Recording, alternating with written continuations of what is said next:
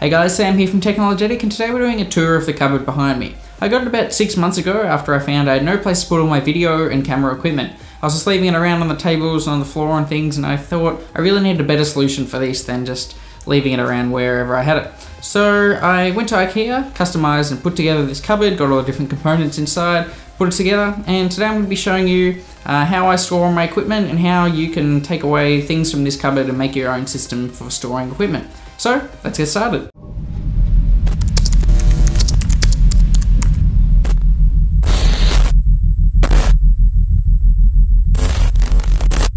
So the cupboard itself is part of the IKEA PAX system, and then I was able to choose the doors and the components within it. Moving from the top to the bottom of the cupboard, on the top I store a whole bunch of bags which I don't really have space for anywhere else.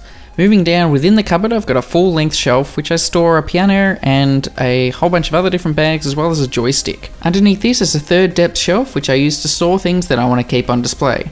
On the left I've got a bunch of different books, in the middle I've got a torch for easy access, and then a whole bunch of drinks on the right. Next is where the magic happens. I've got a big glass shelf which enables me to easily and quickly see what's in the top drawer for easy access and easily be able to see what I need to grab.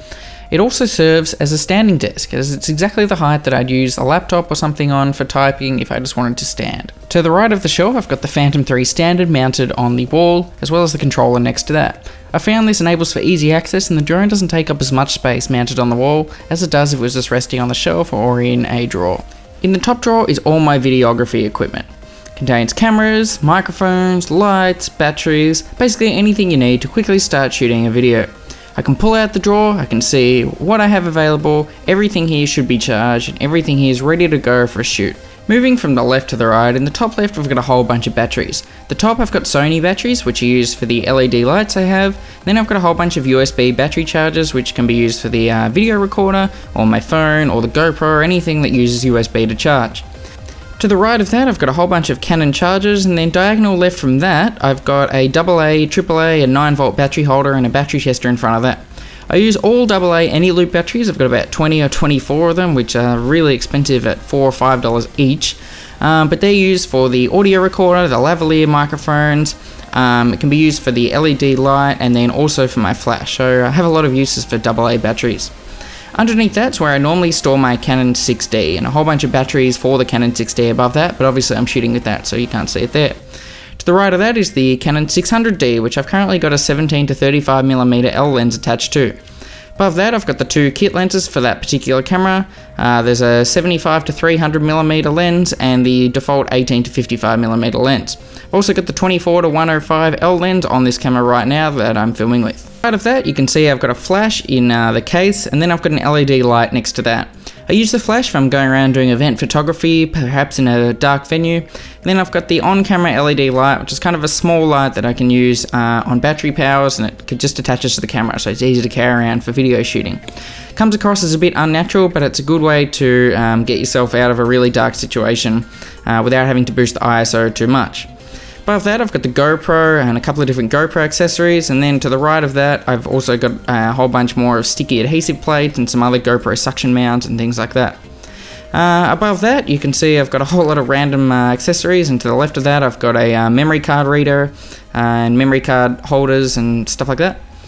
And then if you move right to, I've got some DJI Phantom 3 batteries, 2 of them, which at $280 each are also very expensive just for batteries. Then underneath that I've got a whole bunch of kind of rechargeable lights. I used to use these before I got professional video lights, and I guess they're just sitting there as kind of a relic of that time. So in the bottom right I've got the Tascam DR70D, which is a portable audio recorder that you put in SD cards for, and you can plug in different XLR and line in audio sources, and it records to that SD card. Above that I've got the Rode Link wireless lavalier kit that has a receiver and a transmitter, so you put the transmitter on your subject and then the receiver on the camera, either plugging into the camera or into the Tascam DR70D. And then to the diagonal left of that I've got my 2 shotgun microphones. I used to use the Rode video mic for everything that I did, and that just plugs in straight to your camera, or I can plug into the audio recorder just for the line in. But I've recently upgraded to the Rode NTG3, which is a professional grade shotgun microphone that they use for broadcast and things. Has XLR out, and that goes into the audio recorder, so I wasn't able to use that until I got the audio recorder, so it's part of the reason I got that one. To the left of all that, I've got some other mounting options. I've got a small little Manfrotto Pixie tripod, some suction mounts, I've got some pivot arms, just anything kind of accessory related that's kind of too long to put anywhere else in this drawer. So that's kind of it for this top drawer. Maybe we'll move to the next one. I use for anything that I can't fit into the top drawer, and I don't have the dividers, so I can fit a lot larger objects. Front and center is the Glidecam HD 4000, which is used for stabilizing shots and things. It's pretty hard to use, but once you can actually get it working, it produces amazing shots, and it's pretty much like you're on a something much more expensive than it actually is.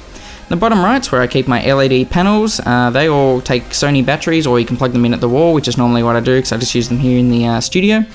And then above that I've got a camera cage, which is a bit finicky and fiddly to use, to be honest, so I don't really use it all that often. Considering I don't really have much to attach to my camera, it's not really that big of a deal.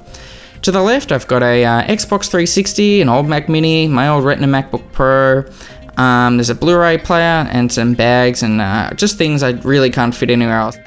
This bottom drawer is kind of similar to the second drawer in that it's just a whole mismatch of things I don't really know where to put. Got a whole bunch of old Xbox 360 games, a couple of Blu-rays, a couple of PC installation discs and TV shows, some card games there, some different knickknacks and accessories and things that I don't really need all the time, but I'm just storing there because I really don't have anywhere else to put them. Now, the bottom drawer of the cupboard is something I haven't really seen anywhere else, and I think it's one of the most unique and cool parts of this cupboard.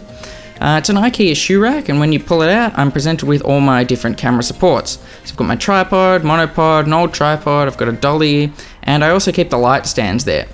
Gone are the days when I've got all my tripods and things stacked in a corner, I've got to pull out a monopod to get to the tripod, or vice versa. Now I can just see everything I've got on display, easily grab it, and just push it back in and hide it away once I've got whatever I need. Makes for easy organisation, and it's just a great way to grab whatever you need very quickly. Tying the whole thing together, I've got a whiteboard and markers mounted to the right with an eraser also attached there, and I've got a light that automatically turns on when you open the door to the top. So it's always lit up when I open the cupboard, and I can always see, and I have to rummage around and turn on a torch to work out what's actually in my cupboard and where whatever I need is.